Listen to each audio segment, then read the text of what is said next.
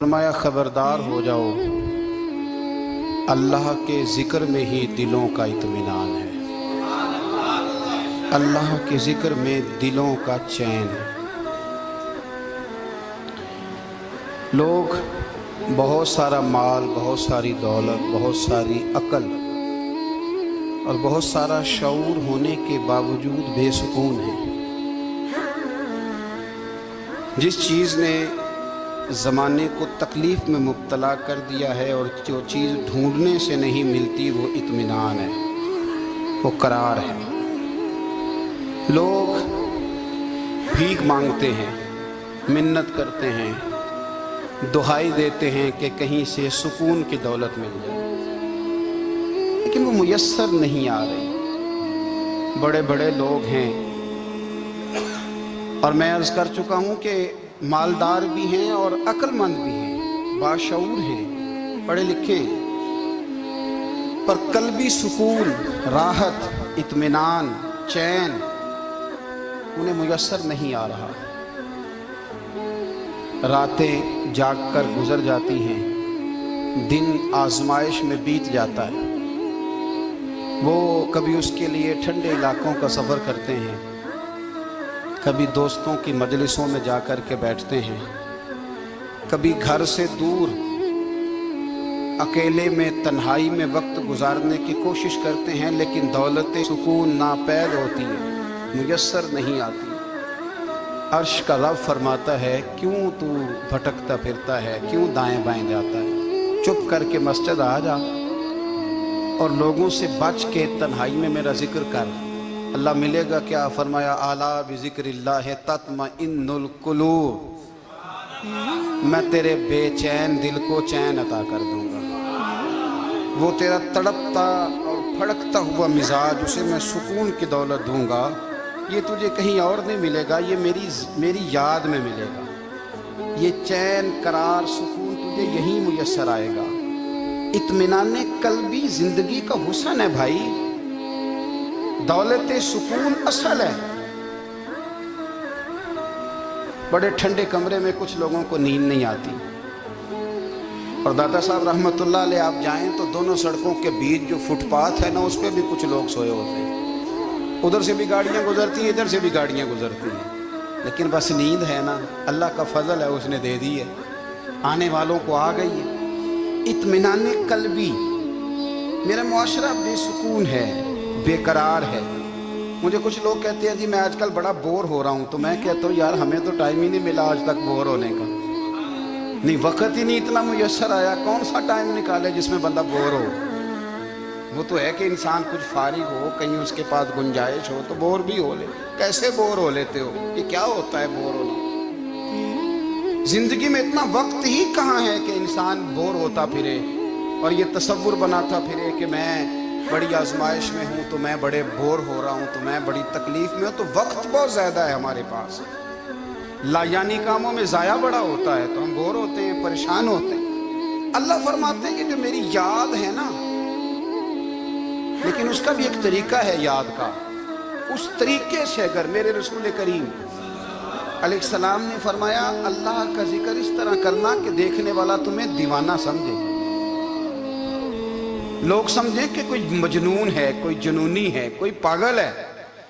यहाँ अल्लाह ताला माफ़ करे, आप जिक्र की मजलिस छेड़ें, आप नाज शरीफ की मजलिस छेड़ें तो बहुत सारे लोग प्रोफेसर बन जाते हैं, वो सारी नहीं हिलाते, उनकी ज़ुबान ही हरकत में नहीं आती। हालांकि रब करीम का जिक्र इस तरह करो कि देखने वाला तुम्हें दीवाना समझे, कहीं और खोने की ज़रूरत ही नहीं। मेरे हबीब गोया हमें फरमाते हैं, तो रब के जिक्र में इस तरह खो जा कि तुझे दुनिया का ख्याल ही ना रहे, तुझे फिर दुनिया की होश न रहे। लेकिन अगर नमाज में भी ख्याल गैर आए, जिक्र में भी तवज्जो कहीं और हो, जिंदगी में वो अजीब लम्हा था, वो मेरे साथ था और मैं तन्हा था। अगर माहौल ये हो कि आप कहीं जिस्म के साथ तो मौजूद हों, रूह मौजूद ना हो, तो फिर लज्जत जिक्र भी मुयस्सर नहीं आती, फिर कैफ नहीं हासिल होता। याद रखें कि इस तरह खो के रब की याद कहाँ से कैफ आएगा? उलझ ही बड़ा गए हैं। वो मस्ती, वो सुरूर, वो कैफ जो अल्लाह के जिक्र में होता था, जो کبھی مرشد کامل کے سامنے بیٹھ کر لوگ اللہ اللہ کرتے تھے تو لگتا یہ تھا کہ یہ یہاں ہیں ہی نہیں، یہ تو کہیں اور چلے گئے ہیں، یہاں موجود ہی نہیں۔ لیکن اب وہ موج نہیں، وہ شوق نہیں، وہ درد نہیں، وہ زید نہیں۔ اقبال تڑپ کے کہا کرتے تھے خیرت کی گتھیاں سلجھا چکا ہوں، یا رب مجھے صاحب جنوں کر دے، اللہ مہربانی فرما، وہ کیفیت دے، وہ سرور دے۔ زندگی میں اگر اطمینان چاہتے ہو تو کبھی کبھی سب کچھ بھول کے نا تو مست ہو جایا کرو رب کی یاد میں۔ کبھی کبھی چھوڑ دیں دنیا، چھوڑیں یار موبائل، کسی وقت کریں اس کو بند، چھوڑیں اس بات کا خیال کہ فلانے نے سلوٹ کیا ہے کہ نہیں کیا، چھوڑیں۔ حضرت باجزید بستامی رحمت اللہ تعالیٰ علیہ فرماتے ہیں میں نے اعتکاف کبھی اپنی مسجد میں نہیں کیا، یہ کہ سارے ہی ہاتھ چومنے والے، سارے ہی پیار کرنے والے۔ فرماتے میں جب اعتکاف کرتا تھا تو میں بستام سے دور نکل جاتا تھا جہاں کوئی مجھے جاننے والا نہ ہو۔ اٹھ بلیا چلو اتھے بسیے جتھے بس دینی سارے ینے، نہ کوئی ساڈی ذات پچھانے تے نہ کوئی سانو مننے، چل ادھر چلے۔ اٹھ بلیا چلو اتھے بسیے جتھے بس دینی سارے ہی ینے، نہ کوئی ساڈی ذات پچھانے تے نہ کوئی سانو۔ اتنا شوق ہے سلوٹ کرانے کا، اتنا شوق ہے تعارف کرانے کا، اتنا شوق ہے اپنا بتانے کا، تو یہ چیز غلبہ کر جاتی ہے، پھر نام رہ جاتا ہے، روح نہیں رہتی، پھر وجود رہ جاتا ہے، پھر باطن کی کیفیت نہیں رہتی۔ خدا را اپنے آپ کو بے چین نہ کرو، بے قرار نہ کرو، بے سکون نہ کرو، رب کی یاد میں آ جاؤ، درود و سلام میں آ جاؤ، نعت کے حسن میں آؤ، تلاوت کی دنیا میں آؤ، سجدوں کے نور میں آؤ۔ آؤ کبھی کھول کے دل مسجد کی صفائیاں کریں، آؤ نہ کبھی کوئی بوڑھا، دادی، نانی، دادا، ان کے پاس بیٹھ کے پیر دبا کے اللہ کو راضی کریں۔ یہ کیف والی جگہ ہیں، یہ سرور والی جگہ۔ اتنی بے چین ہماری زندگی ہے، بے قرار ہے، تڑپتے ہوئے لوگ، لڑتے ہوئے لوگ، ایسے لگتا ہے اب ایک دوسرے کا گریبان تھام لیں گے، بے قرار، بے چین۔ کسی کو انتظار کا کہا جائے نا کہ 10-20 منٹ کسی کا انتظار کرو تو بعض لوگ مجھے ایسے لگتا ہے جیسے یہ ان کا کلیجہ پھٹ جائے گا، ڈاکٹر کے انتظار میں بیٹھے ہیں تو بڑے پریشان ہیں۔ کسی کو ملنے گئے ہیں کو آدھا گھنٹہ بیٹھنا پڑ گیا تو بڑی دقت میں ہے۔ اپنے آپ کو سکون دیں۔ آپ یقین کریں بڑا مزہ آتا ہے، کبھی کسی کا انتظار کرنا پڑے تو 2-4 تسبیح درود شریف پڑھی جاتی ہے، یعنی ذوق بن جاتا ہے کہ چلو اللہ نے موقع دیا ہے، کوئی سرکار کو یاد کر لیں، تنہائی مل گئی۔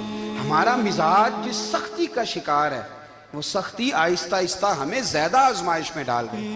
تو میرے بھائی زندگی میں اطمینان حسن ہے، اور وہ سب سے زیادہ اللہ کی یاد میں ملتا ہے، وہ سب سے زیادہ رب کریم کے ذکر میں۔ سب سے زیادہ جو چاہتا ہے نا دل ٹھنڈا رہے، زبان میٹھی رہے، وہ مدینے والے محبوب پہ درود و سلام پڑھا کرے، وہ حضور پہ درود و سلام پڑھا کرے، زبان میٹھی رہے گی۔ میرا ذاتی تجربہ ہے کہ جو آدمی اپنے اخلاق سنوارنا چاہے وہ حضور پہ درود شریف پڑھے، جو اپنے اخلاق سنوارنا چاہے، طبیعت کو ٹھنڈا رکھنا چاہے، وہ درود شریف پڑھے، اس کا دل سکون میں آئے گا۔ کچھ کام اور ہیں زندگی میں اطمینان کے لیے، ان کا ہونا بھی بڑا ضروری ہے۔ سب سے پہلے اگر آپ چاہتے ہیں نا زندگی میں سکون ہو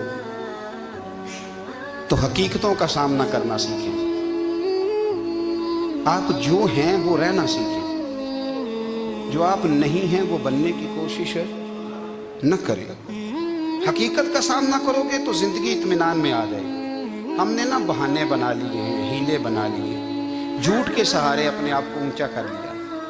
ایک آدمی سے کہا جاتا ہے تو رشوت نہ لے، تو کہتا ہے میں غریبوں سے نہیں لیتا۔